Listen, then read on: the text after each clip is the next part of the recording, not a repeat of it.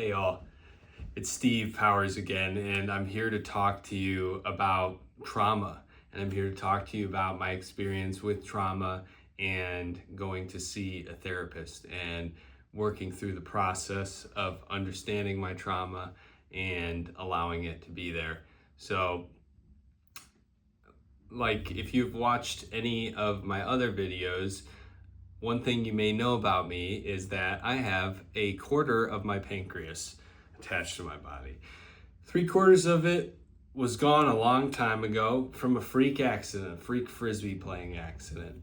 And at the time that it happened, I thought that this event was more reason for me to turn to God and to turn away from addiction and to be a better version of myself. And being the type of person I am, I always tried to see the positive in hard situations in life. That's just how I've been my entire life. With this, though, it was so intense and so life-changing that it was actually a traumatic experience that I went through physically, mentally, and spiritually. And yet, I didn't even think about it that way for years. So how it all started was I started going to see a therapist about 5 years ago.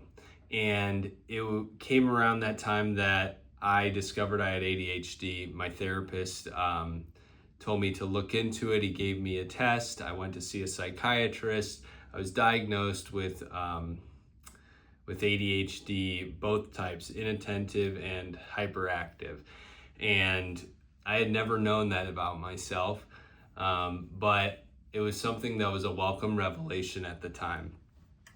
Then as time went on, I would talk to my therapist about other issues that were going on in my life, day-to-day interactions, my relationships with the people that were closest to me. And I began to dive deeper and deeper into myself, and I began to heal these parts of myself that had been injured over time. It happened to be, I think it was April 8th, 2024, when the total solar eclipse happened. Right after that, I was beginning to think that I had had enough of therapy and I was going to actually, quote unquote, break up with my therapist. When I went into his office and he said, maybe it's good that we look at some trauma that's happened in your life. And I just learned EMDR and I'd be happy to work on it with you if you'd like. So I looked it up and it seemed like it was something that was interesting. So I figured I'd give it a shot. Well, we did EMDR and we did it on multiple things in my life. And it took some time for me to get into some of the painful stuff. Once I did and I started living these experiences that I had had, after the sessions, I would feel a huge sense of relief, or I would go home, I'd fall asleep, I'd have very vivid dreams in relationship to some of the things that had happened. It was very wild. I actually started keeping a dream journal at this point in time because it was so obvious that my subconscious mind was processing this information that had happened to me in my life, this trauma, and trying to make sense of it all these symbols and interesting things in my dream. Anyways, so I didn't even think about the pancreas, which was the most traumatic event of my life, I would say. And I'd never even thought about it in this trauma therapy to bring that up and to go through this process. And then one day, I was listening to an audiobook by this Jungian analyst, and he was talking about it was James Hollis, and he was talking about looking at sort of this shadow nature, this shadow side of ourselves, and living in an examined life. And all of a sudden, it dawned on me that this incident where I ran into these bleachers was actually traumatic. And so I called my therapist. I went and I worked on this event that happened in kind of like a hasty way. I said, hey man, I'm really upset about it because I had just discovered that it was this thing that, had really had a large impact on my life. So I go through the process with him. I relive some of the moments of it, and I got to what I think they call in therapy as a breakthrough moment, where I relived the moment, one of the most painful moments that I had experienced in my life, and I just opened up and I started crying uncontrollably. It seemed to come out of nowhere, really, how much I cried. And it felt so cathartic. It was like I was able to feel these emotions that I had told myself, or maybe I thought others had told me not to feel, even though I had just gone through this horrific event. I thought that I needed to be strong. I thought I needed to keep these things to myself. I thought that I couldn't go to therapy. I thought that, whatever I thought, that I was fundamentally different now because I'd lost 3/4 of my pancreas.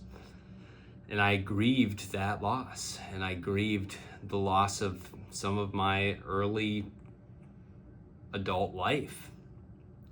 So this EMDR process allowed me to feel some of this pent up grief and things, anger, things that I had been going through that I really didn't know were still affecting me. After some time of processing it during the EMDR experience, I had this transcendent type of experience where I imagined this sort of golden light, this white golden light that was shining on me and shining on that most painful memory of that experience. And it was unbelievable. Words can't really describe it, but I felt healed after that. And then I started, at the end of the EMDR session, they'll say, okay, well, on a scale of 1 to 10, where are you at? And I didn't feel anything negative as a result. I was at 0.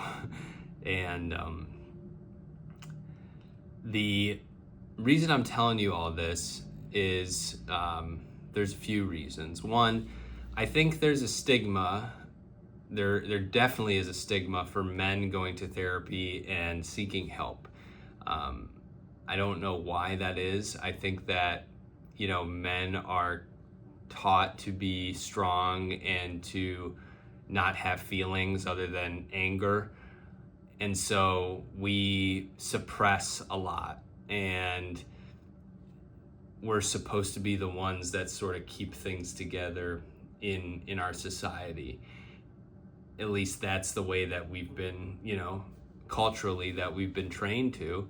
And it's just so important that men have the ability to process feelings too. So I think, number one, we need to get rid of this stigma. I'm a man, I went to therapy, and as a result, I'm better for it. And I have better relationships with all the people in my life as a result of it. So that's number one. Number two is that trauma isn't something that just goes away. It's something that once it's happened in your life, it stays with you. So in order to heal trauma, you have to go back. You have to go back to the moment that it happened and be able to do serious psychological, physical, mental, spiritual work on that event in order to change, in order for your consciousness about it to change, in order for your awareness about it to change. Without that, you could be the happiest, quote unquote, happiest person in the world, have a lot of success, outwardly look great, but in the back of your mind, you're always going to have that trauma be there. I listened to someone recently, Dr. K, talk about how, you can have a glass of water and put piss in it and sugar on top of it, and the sugar is not going to cancel out the fact that there's piss in the water. You have to be able to figure out a way to get the pee out of the water. So it's something that is always going to be their trauma unless it's identified and dealt with on a very real level. It's not something that can be just talked about. It's something that has to be lived. And I think that's what people miss, is that they think they're going to go to therapy and just talk about a problem or just talk to a friend about a problem, and that's going to help them, especially with men, because it's like we want a simple solution. We want to know that, there's a problem. Can we fix it? What's the solution? But with trauma, the solution is to experience it and to see it in a different way. Lastly, what I would say is that this trauma shaped my life moving forward, right?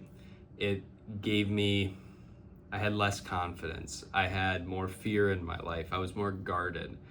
I sort of viewed the world in a certain way, like it was dangerous. I felt like I couldn't take big risks. So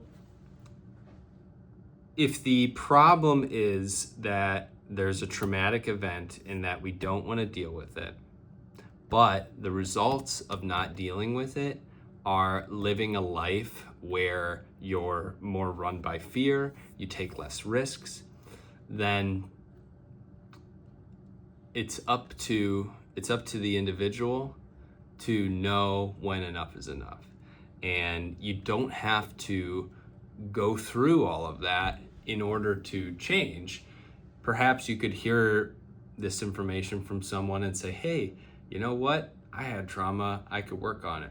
You don't have to wait too long. You're the one that's holding the shovel in your hand, and you can put the shovel down at any moment and go seek help. You don't have to keep digging the hole, so to speak. So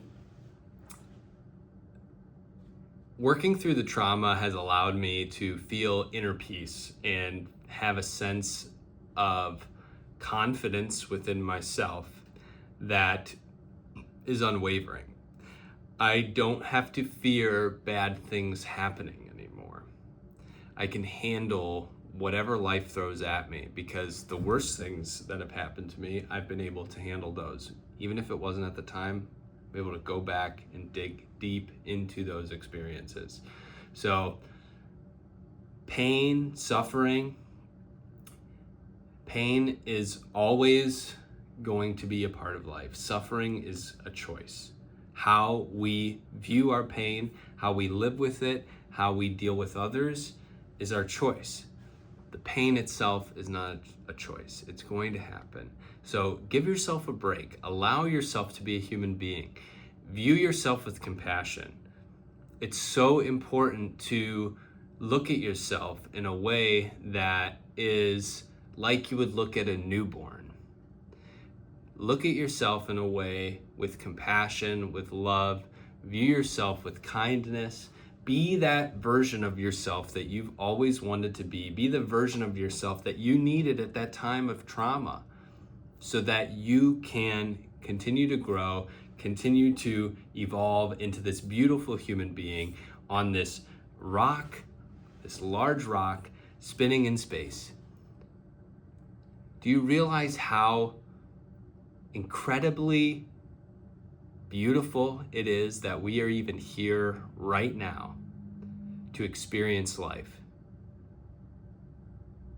Do you realize how incredibly beautiful it is to be here right now, and how rare it is to have this experience and to have this awareness? We shouldn't waste it. We shouldn't waste it on trauma and living in the past and being afraid. We need to be able to face the things that happen to us, because we are capable of facing the things that happen to us. We're capable of changing. It's not like it's just we're doomed. Trauma will stay there. But if you look at it and you begin to rewire your brain because of neuroplasticity, it's possible. It's possible to rewire your brain and to see traumatic events, things that have happened to you, in a way that is no different than reading a page out of a book and thinking, this is happening to that other person. You don't feel the sense of fear, anxiety, stress anytime it's brought up, anytime that you go near that topic. Or in my case, when I thought about the traumatic event that happened, I felt nothing. I felt absolutely nothing, in the sense of I was numb. I had blocked myself off from feeling what had actually happened to me and the pain that I had felt in that experience, being a 17-year-old boy on the verge of death. Just ruined my life, just lost an important organ.